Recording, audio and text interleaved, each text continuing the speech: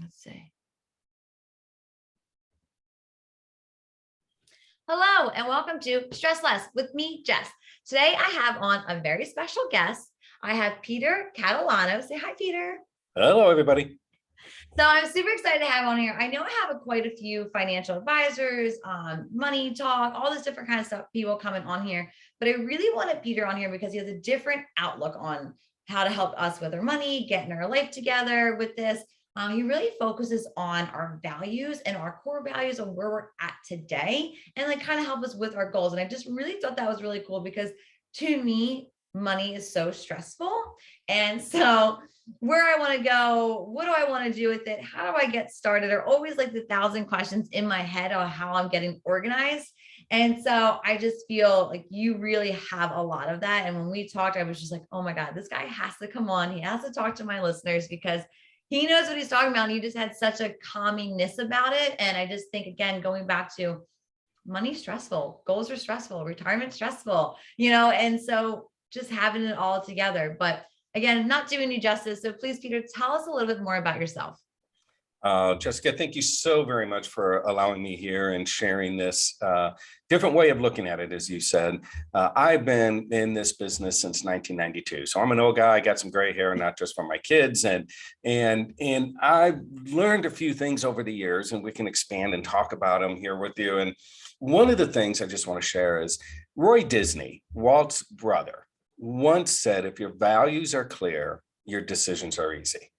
And values clarity truly does help you make smart choices about your money and really smart choices about your life.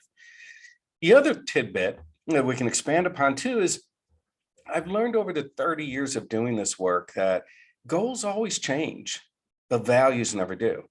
So what I like to focus on is understanding the core values that people have and bringing the money in alignment with the core values.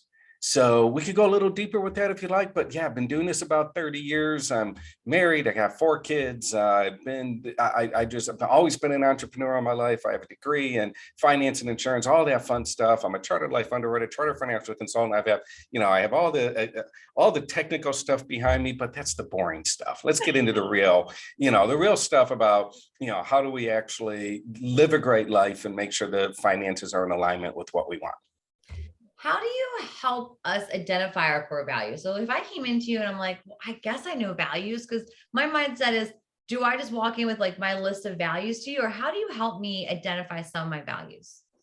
Great question. So I do what is called a financial roadmap. Now, this is a system that was developed by a guy named Bill Bacharach. I can't take ownership for developing this. Bill created it. He created it years ago, and he teaches financial advisors, those who really want to practice this, he teaches them how to do the financial roadmap. And the financial roadmap is an amazing conversation, and it has 3 main sections. Section 1 is the values conversation. Section 2 is the goals conversation. And section 3 is all about the money, where you're at today, just a snapshot of where you're at, no judgment, just a snapshot. So it's in the very first part of the financial roadmap where I have a very structured conversation that helps people identify their core values. And if you really break it down, it's Maslow's hierarchy of needs in a nutshell. Now, I'm not a psychologist and I don't have formal training in this, but what I've found over the years of doing these is that there are definitely 3 areas that people identify. Area number 1, safety and security, take care of themselves. Area number 2, take care of everybody else. Then area number 3, which is a really hard area. People have a hard time transitioning into this when we do the roadmap. But area 3 is self-actualization, taking care of themselves. And it's interesting because society, in my opinion, has made it taboo to say, well, it's about me. Well, that's selfish. That's narcissistic. That's just, no, wait a minute. As we've talked before, you gotta, you lose oxygen, you put your mask on yourself first. You gotta understand what's driving you. And once you understand what's driving you, that top level, and it goes deeper and deeper. And, the first meeting I have, we touch upon it. And then every meeting I have, I meet with my clients 3 times a year. We go a little deeper. We go a little deeper on it, because when you hear yourself say it and you hear your spouse or partner say it, the top level, that's when the aha comes. I've seen it so many times where I've seen husbands break down and cry, and wives look at the husband and go, well, that explains why you do what you do. See, we do this on autopilot anyways. Yeah. We just haven't articulated it for ourselves to hear and for others to hear as well. So long-winded answer there. It's all done by the financial roadmap. I am Italian. I'm going to put my hands down and stop. When I put my hands down, I'll stop talking. There, hands down. I'm not even Italian, but I've been told I talk with my hands a lot. So I definitely hear you, because even I have to practice putting my hands down.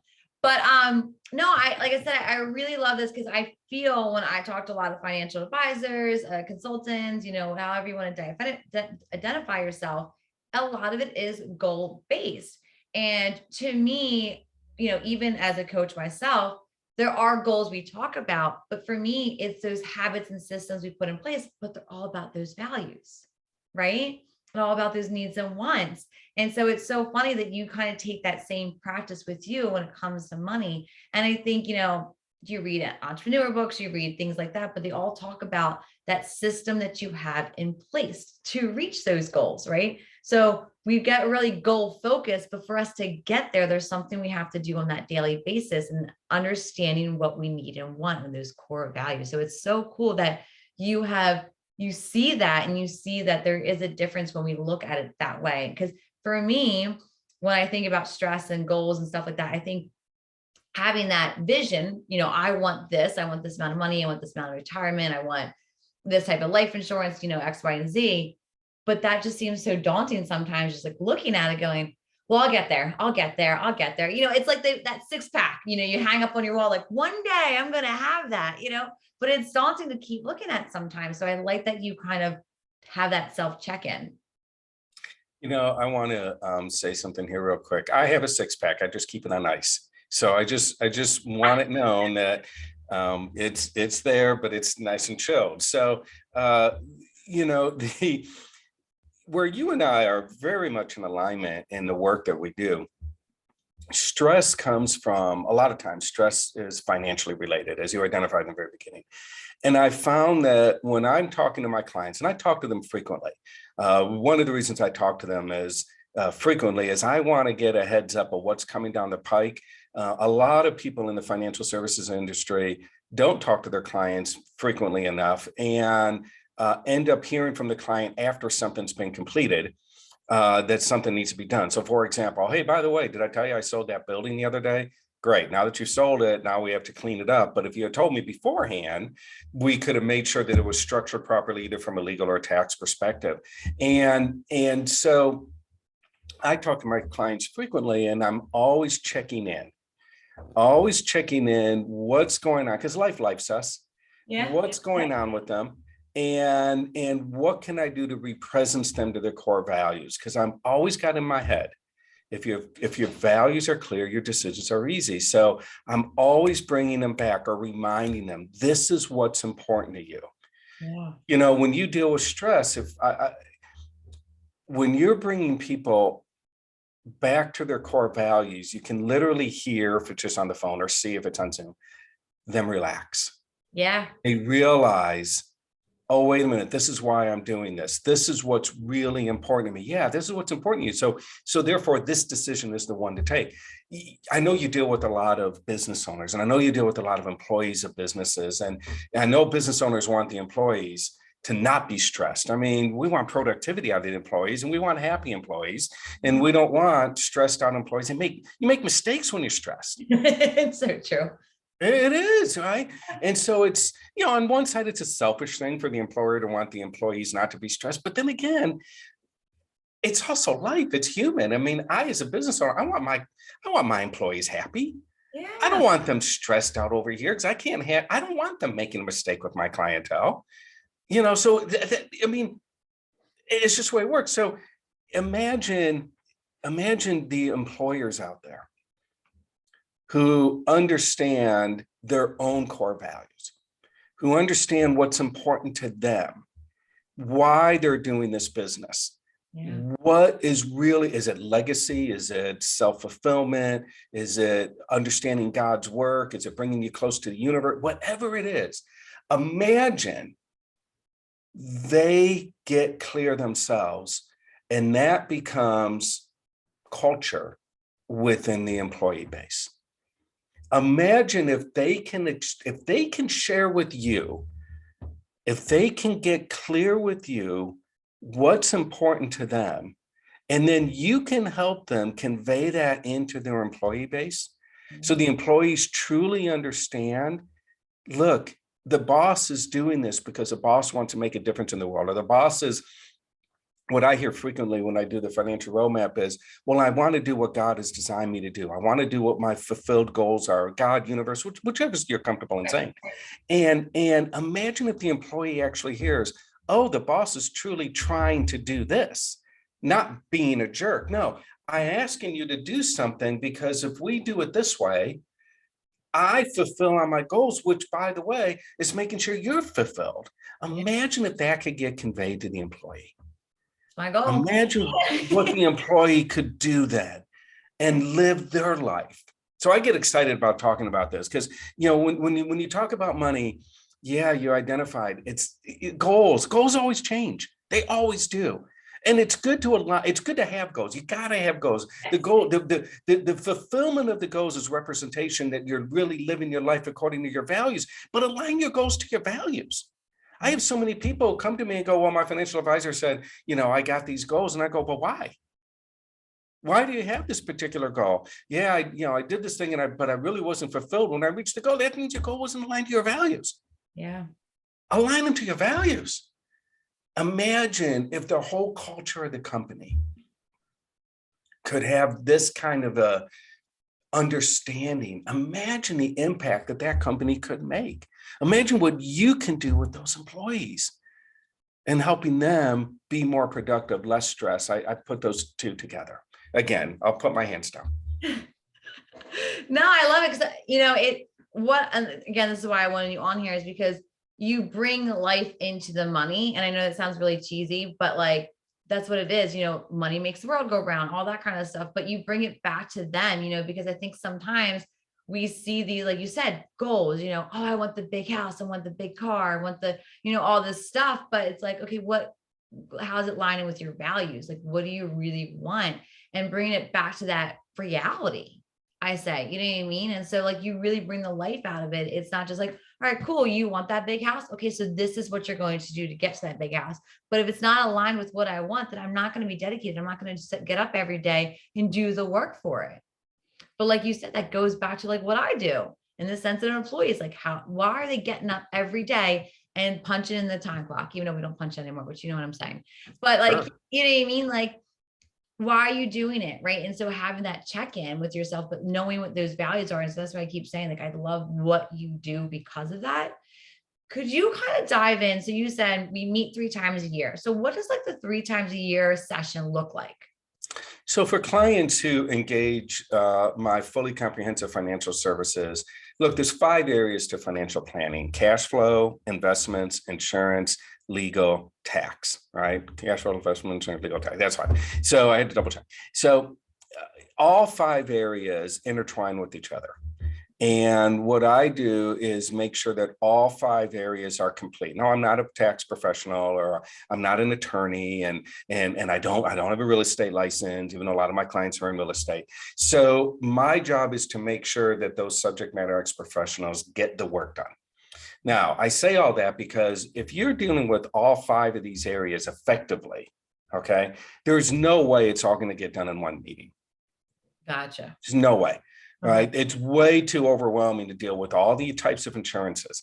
Right. As a financial advisor, I'm a life insurance agent as well. I deal with a lot of life insurance. I believe in it. I like it. But there's so many other insurances. There's auto, home, renters, liability, all these flood insurance, all these other types of insurances that I'm not licensed for. But I deal with subject matter experts who make sure that they're accurate and make sure that they're right for the client. And then you've got all the legal side. If you're if you're a business owner, what's your estate plan look? Well, if you're anybody, what's your estate plan look like? But if you're a business owner, especially, what's your business continuation plan look like? There's a lot of legal documents that need to be in place that the subject matter expert, the attorney, makes sure is in place. Same with tax, same with investments, all of these areas, right? So what I do is I've been doing this a long time, a very structured program. I meet with clients every 4 months, And each meeting is structured around one or a couple of these areas. So Yeah. we basically have 4 months in between to get the work done, Okay. is a Okay. way to look at it, right? So Okay. let's say, and it depends with everybody where I start and which one I do first. Now, the meetings I say are structured, and they are, but sometimes I see a necessity to get the legal work done first. Or Right. sometimes I see the necessity to make sure all the insurances are in place first, or maybe whatever it is, so that at that 4 month interval, we can make sure, okay, we ask the attorney, we ask the accountant, we ask the insurance agent, we ask the investment professional, we ask the real estate agent, whoever it is. We gather this information. This is how it fits within the financial plan. And this is what we've done now. Okay, so next quarter or next 4 months, more than a quarter, next 4 months, okay, we're going to focus on XYZ. Yeah. And what I've discovered is that my clients, they're all very professional, very big business owners. They've got a lot going on in their life. And it's impossible to get all of this done within a meeting, as I said earlier. So, and then I'll be very, very upfront. Sometimes we don't even get it done in the 4 month interval. I Wow. mean, life sim, vacations, traveling, business issues, and sometimes just not on their radar. And I just kind of have to drip. Sometimes it takes me a couple years to get through everything. Sometimes I get it done in 4 months. Depends on how efficient the person is. Right. So that's the process. And then every year, lather, rinse, repeat, because like I keep saying, life's here. So now what changed and what do we need to modify? Did the estate law change and we can modify the estate plan? Did your status change? Did you have an oops child? Did you have a planned child? Did you have a divorce? Did you have parents get sick? What happened from a legal perspective that we need to look at? What's going on tax wise? What changed in the tax laws? What changed in what we need to do with the tax professional to make sure that we're minimizing taxes and maximizing returns? What about the investments? Are the investments performing? Did they go up? They go down? I'll say something about investments real quick. Look, there's 4 things that happen with the investment portfolio, just 4. Right? You can either add money or take it away, or the market can add or the market can take it away. I don't care which market it is. Real estate market, stock market, bond market, doesn't make a difference. You have no control over wherever you're invested. You have no control over where the market's going. And it's either going to go up or down on its own. You're not going to impact the market. The only thing you can impact is whether you contribute or you take away. That's it. And so we look at the end of the year and we evaluate what happened, and then we start over again next year. What do we need to do next year? Did the market give? Did the market take away? Did you add? Did you take away? Are we still on target to reach these goals? And by the way, let's talk a little bit more about your values. Are we starting now to live more according to your values? This is a mind shift, right? So have you taken the time throughout the year to take a breath, as you say, and represent yourself to your values, so that when you have these difficult conversations, when they learn from you, honestly, and this is why it's so critical to work together, when they learn from you and they say, take a breath. I brought home the wrong stuff from the grocery store, as an example we've used earlier. Take a breath. What are my core values? What's important to me? She's had a long day. He's had a tough day. Shifts occur. Wait a minute. Yeah. What am I focused on? And then we can process from there. Does that make sense? I mean, it sounds long-winded. Does that make sense?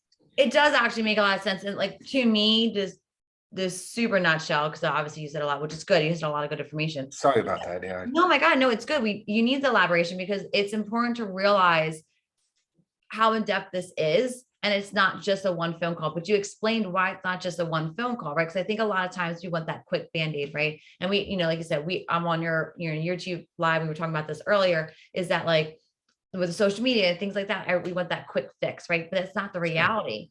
And like you keep saying, life lifes us up. So these check-ins are so important because things keep changing, whether it's life decisions or, oh my God, that emergency happened, a pandemic hits, like things you just don't plan because you just don't think about it.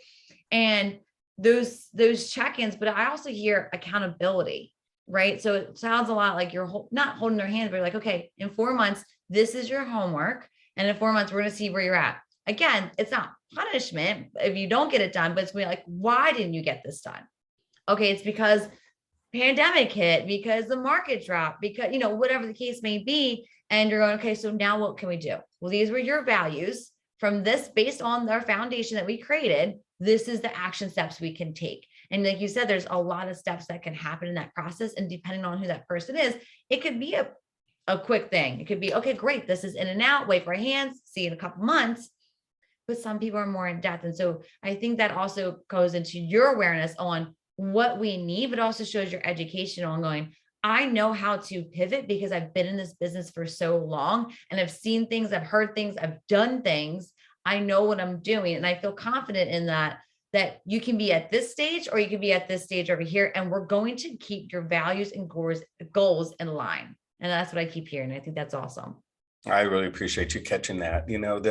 I just want to iterate this point and feel free to move on. The key is being proactive. The key is, and I've learned this throughout the years, as long as I can be in communication and see what's happening in their life. That's why I talk to my clients frequently, text frequently. Hey, what's going on? How's it going? Sometimes they're call, hey, why'd you call? I just want to see how everything's going. You guys have been working real hard lately, or you're opening up another business, you're opening up another location, or are you looking for the land yet? Whatever the case may be, yeah. Because that's where I think a lot of the financial planning goes awry, is there's decisions made without the advisor, whether it be the legal, tax, or financial advisor's knowledge. Yeah. And I'm here. My job, I think, is to make sure that we have the right subject matter experts brought in at the right time when something is proposed or something is shifting.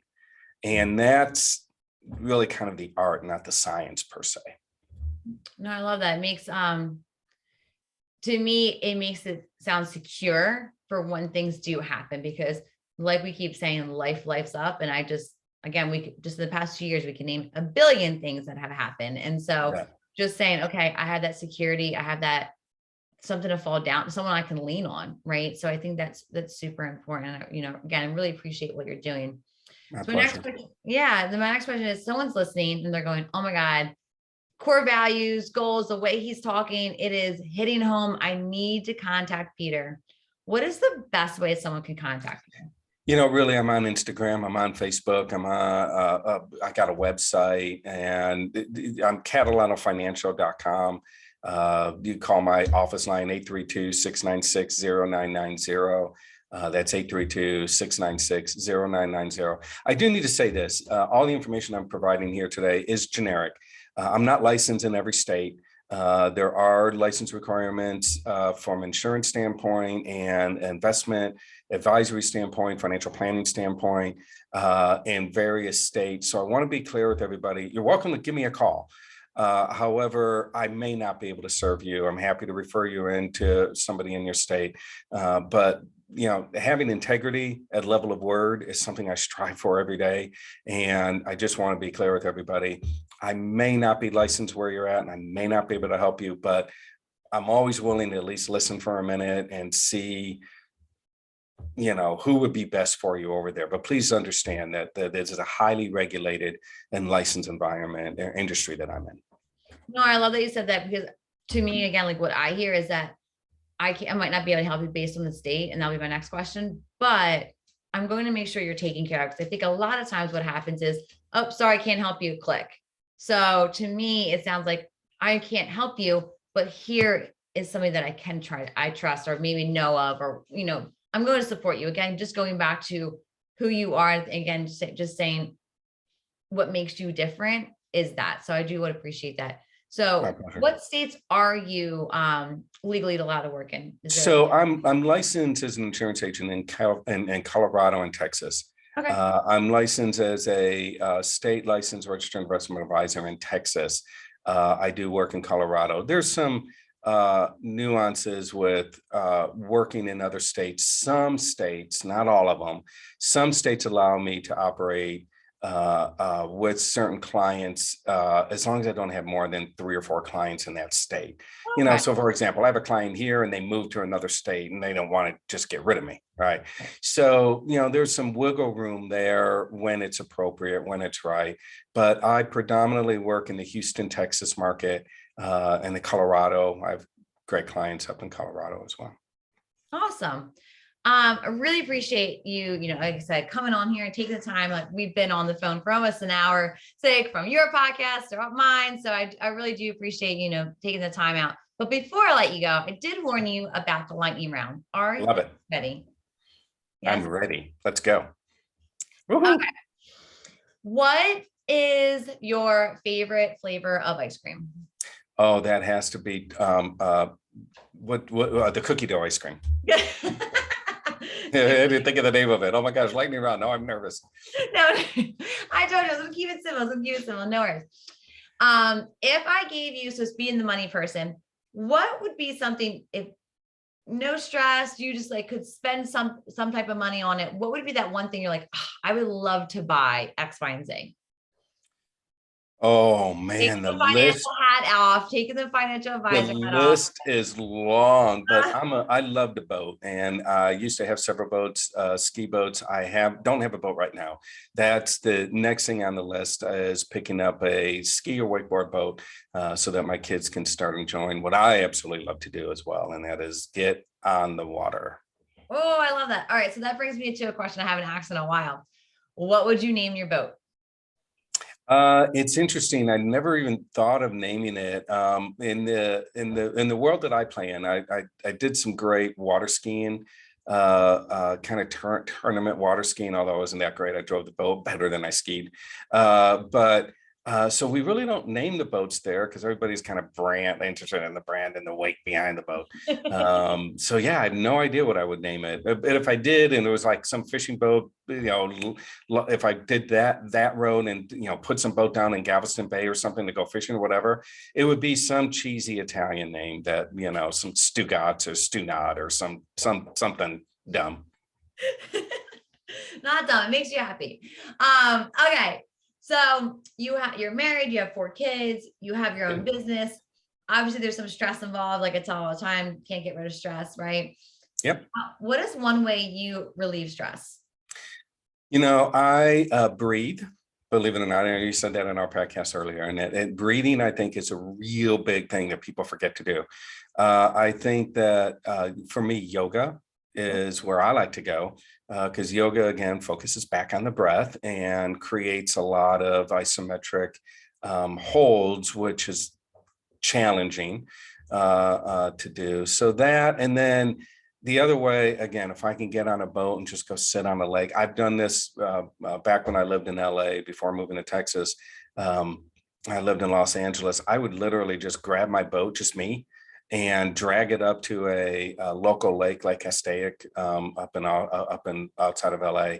And I would just launch myself, hop on my boat, and I would just sit on the lake for 2-3 hours. Just sit in my Wow. own boat, whatever, and then that just calmed me and relaxed me. So that's what I like to do.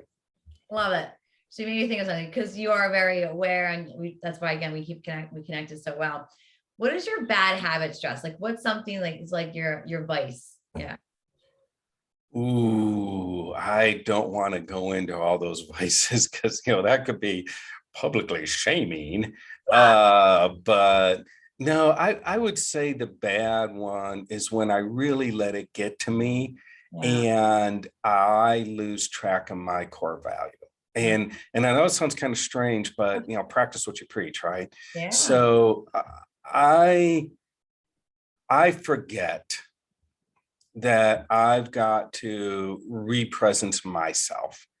Yeah. And that's I would say that's the bad one. And I'm Italian, so let me say this. My kids got me a shirt just a couple Christmases ago that said, "I'm not yelling, I'm Italian."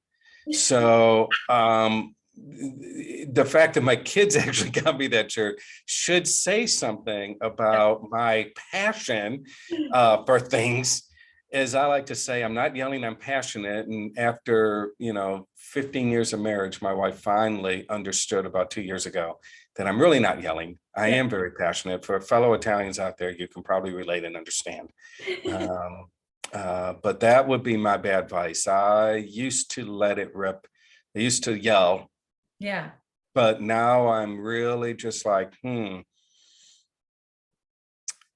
I also have a thing that I keep in mind. I really work hard to keep in mind, and that is it's okay to have a thought you don't express. Ooh, I love that. Yes.